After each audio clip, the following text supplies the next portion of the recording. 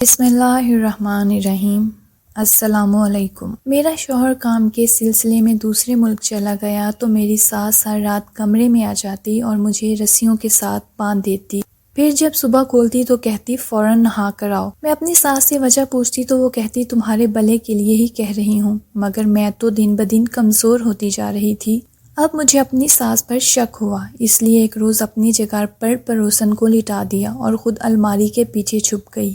یہ دیکھ کر تو جان ہی نکل گئی کہ میری ساس تو میرے ساتھ۔ رات کا اندھیرا ہر سو پھیل گیا تھا، جبکہ میں اپنے بیڈ پر بیٹھی اچھے دنوں کو یاد کر کے آنسو بہا رہی تھی۔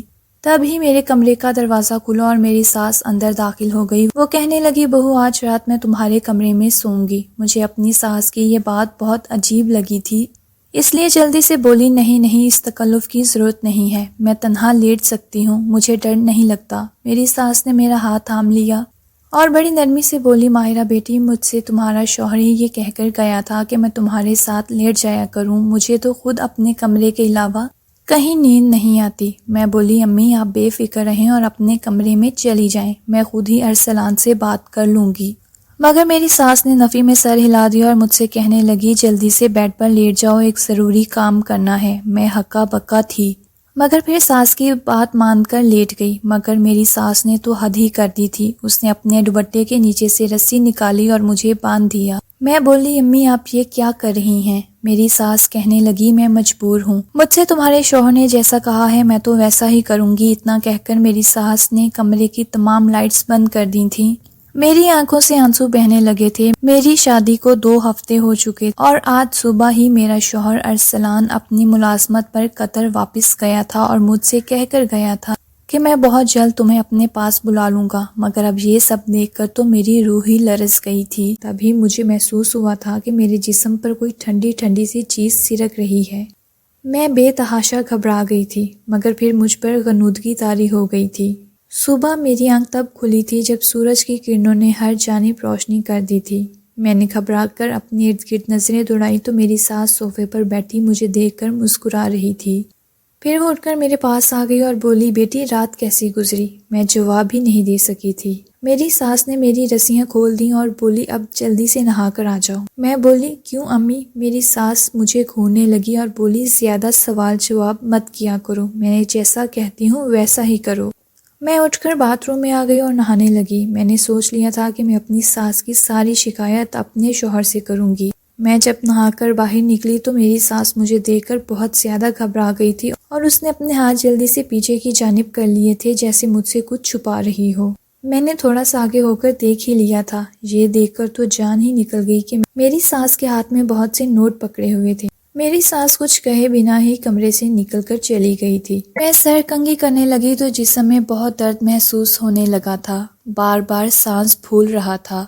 میں حیران تھی کہ ایک ہی رات میں مجھے ہو کیا گیا ہے۔ میں کمرے سے باہر آئی تو میری ساس نے میرے لیے گرما گرم ناشتہ بنا دیا اور کہنے لگی ماہرہ تم مجھے بیٹیوں کی طرح عزیز ہو، اگر تمہارے شوہر نے مجھے یہ سب کرنے پر مجبور نہ کیا ہوتا تو میں کبھی بھی تمہیں تنگ نہیں کرتی۔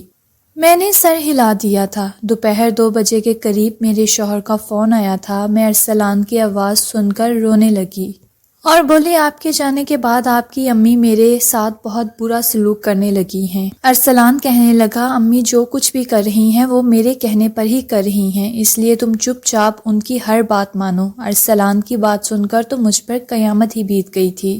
مجھے تو یہی لگا تھا کہ ارسلان میری باتیں سن کر آگ بگولا ہو جائے گا اور اپنی امی کو میرے ساتھ ایسا برتاؤ کرنے سے منع کر دے گا۔ اب مجھے سمجھ آیا کہ میری بیچاری ساس ٹھیک ہی کہہ رہی تھی، یہ سب تو وہ میرے شوہر کے کہنے پر کر رہی تھی۔ اب مجھے رات سے بڑا خوف آنے لگا تھا، کیا پھر میرے ساتھ وہی سب کچھ ہوگا جو کل رات ہوا تھا؟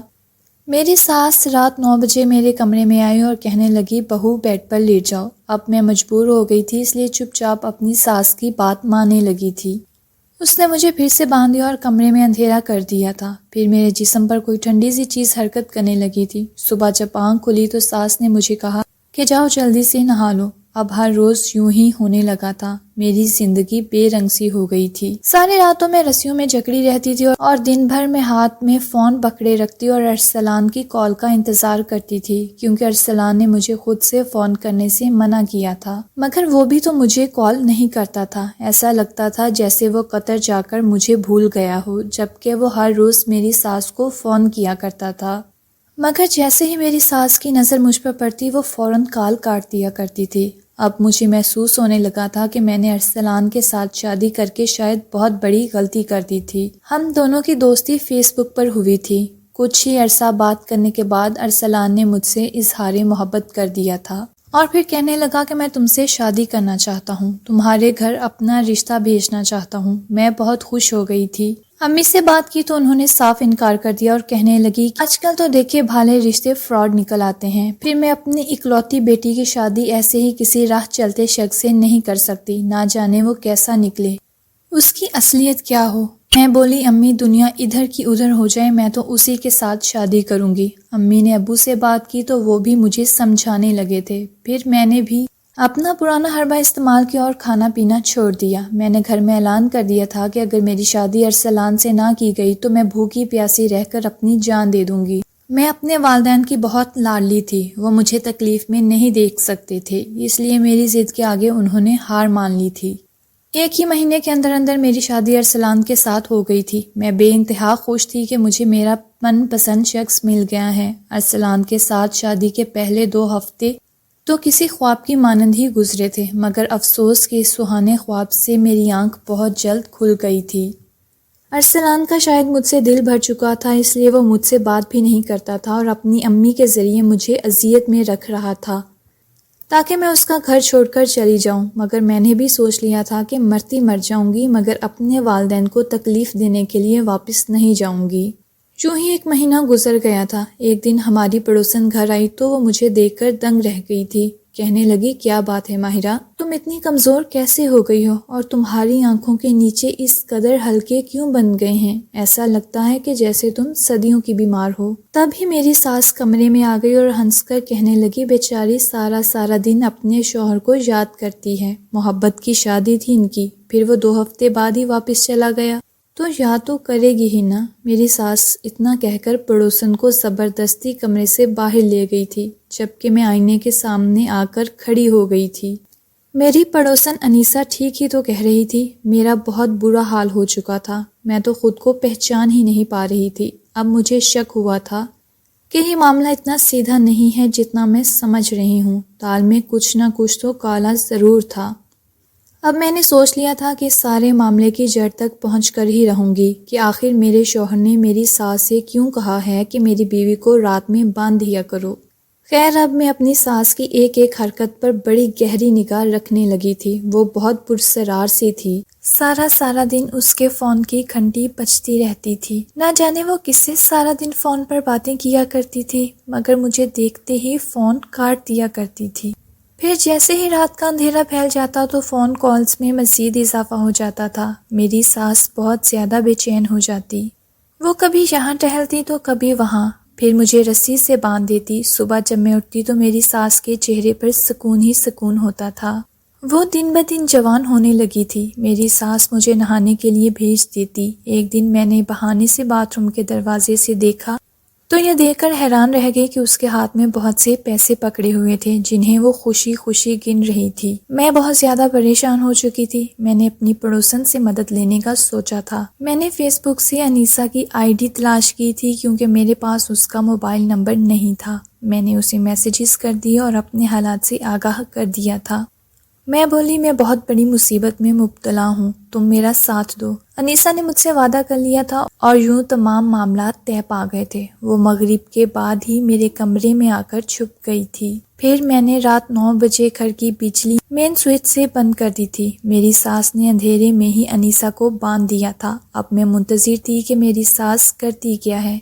میں یوں ہی آدھا گھنٹہ انتظار کرتی رہی تھی، پھر میری ساس ہنسنے لگی۔ وہ بولی ماہم میں تمہیں ساری زندگی یوں ہی اذیت میں مبتلا رکھوں گی، تمہیں اسی طرح رسیوں سے جکڑ کر رکھوں گی، تمہیں ہر رات سلو پوائزن کے انجیکشنز لگا کر اندر ہی اندر سے ختم کر دوں گی، جب میرا بیٹا واپس آئے گا تو تم نہ زندوں میں شمار ہوگی اور نہ ہی مردوں میں، تمہارا جسم سوکھ سوکھ کر کانٹا بن جائے گا اور میرا ارسلان پھر تم سے گھن کھانے لگے گا۔ بتاؤ تب کیا کرو گی؟ تب تمہارا شوہر تمہارے سامنے دوسری شادی کر لے گا، تم اندر ہی اندر کڑھتی رہو گی مگر تمہیں کہیں سکون نہیں ملے گا۔ تب میرا انتقام پورا ہو جائے گا۔ ماہرہ بی بی، میں آج بھی وہ دن نہیں بھولی جب میرے منگیتر نے پورے خاندان کے سامنے مجھ سے شادی کرنے سے صرف اس لیے انکار کر دیا تھا کیونکہ تمہاری ماں نے اسے اپنے جال میں پھنسا لیا تھا۔ تمہاری ماں عمر بھر میرے منگیتر کے ساتھ عیش کرتی رہی اور میری شادی کس سے ہوئی؟ ایک بڑی عمر کے مرد سے جو شادی کے محض 6 سال بعد ہی اللہ کو پیارا ہو گیا۔ میں نے جس طرح کی زندگی بسر کی ہے تمہیں بھی اسی عذاب میں مبتلا رکھوں گی۔ تب میری ساس نے جلدی سے فون اٹھایا اور کہنے لگی، ہاں ارسلان، آج اس بات کی تصدیق ہو گئی ہے کہ تمہاری بیوی ہے ہی بد کردار۔ وہ مجھے نیند کی دوا دے کر محلے کے آوارہ لڑکے کو گھر بلا لیتی ہے۔ تب میں نے کمرے کی لائٹ آن کر دی تھی۔ میری ساس مجھے دیکھ کر بہت زیادہ گھبرا گئی تھی۔ میں کچھ کہے بنا آگے بڑھی اور پڑوسن کی رسیاں کھول دی تھی۔ میری ساس تو تھر تھر کانپ رہی تھی۔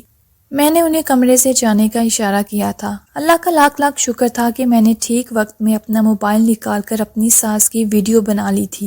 یہ ویڈیو میں نے ارسلان کو بھیج دی تھی۔ وہ اگلی ہی رات گھر واپس پہنچ چکا تھا۔ اس نے میرے سامنے ہاتھ جوڑ کر مجھ سے معافی مانگ لی تھی اور بولا مجھے معاف کرنا، میں اپنی امی کی باتوں میں آ گیا تھا۔ پھر اس نے اپنی امی سے کہا کہ آپ نے جو حرکت کی ہے وہ انسانیت سے گری ہوئی حرکت ہے، میں آپ کو کبھی معاف نہیں کروں گا۔ ہم تینوں اب بھی ایک گھر میں ہی رہتے ہیں مگر میری ساس کے کام کاج ملازمہ کرتی ہے جبکہ میں اور ارسلان ان سے بات چیت نہیں کرتے۔ میں اندر سے ختم ہو چکی ہوں۔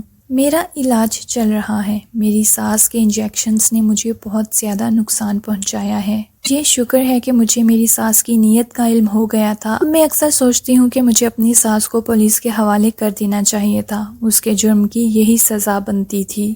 آپ کی کیا رائے ہے؟ ساس کو معاف کر دینا بہتر تھا یا سزا دینا؟ آج کی کہانی سننے کا بہت شکریہ۔ مزید اسی طرح کی انٹرسٹنگ کہانیاں سننے کے لیے میرا چینل سبسکرائب کر لیں۔ شکریہ۔